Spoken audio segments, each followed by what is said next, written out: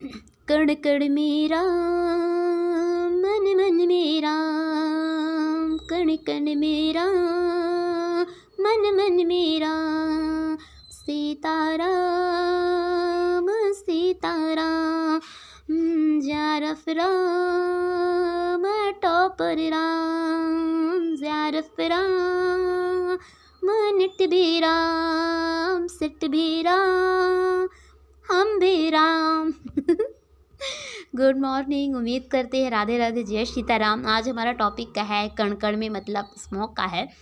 तो आप सबको इंग्लिश आती होगी, वैसे प्रॉब्लम नहीं आती है हिंदी में, लेकिन अगर इंग्लिश आती है और अगर नहीं आती है तो सीख लीजिए। ज़्यादा स्टूडेंट के लिए इंग्लिश इज़ मोस्ट इम्पॉर्टेंट है ये, तो प्लीज़ सीख लीजिएगा। इंग्लिश आना बहुत ज़रूरी है, और अगर कॉमर्स में है तो बहुत ज़्यादा ज़रूरी हो जाता है।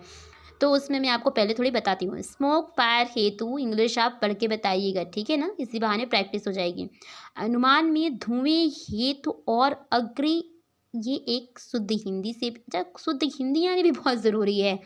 तो अग्र साध्य उदाहरण मैंने बहुत सारा काटा है, क्योंकि मैंने बहुत सी चीज़ों को पढ़ने के बाद ये नोट बने हैं जो मैं आपको दे रही हूँ। क्योंकि ये इतना छोटा तो है नहीं, बहुत बड़ी किताब ही है, और उस किताब से मैंने इतना छांटा है और ये नोट कंप्लीट किया है। तो बहुत मैंने छोटा कर दिया है, तो आप समझ लीजिएगा, ठीक है। पर्वत पर धुआं, इसलिए वह अग्रि है।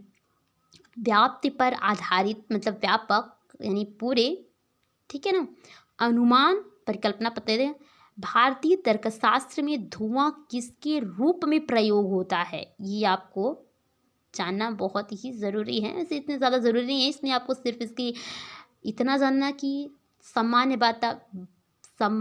वातावरण में, सामान्य लैंग्वेज में स्मोक क्या है, और ये भारत में कह लीजिए आप, क्योंकि ज़्यादा आउट ऑफ क्वेश्चन नहीं करता, बस थोड़ा ही करता है।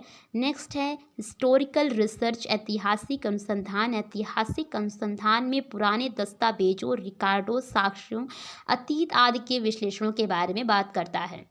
ओके, ये स्मोक के नोट्स इतने ही हैं और ये बहुत इम्पोर्टेंट हैं, इसलिए मैं आपको दे रही हूँ। ले लीजिए, पढ़ लीजिए, देख लीजिएगा। मेरी आवाज़ पर मत जाइएगा, मेरे नोट्स पर अपनी आंखें लगाइएगा और मन भी।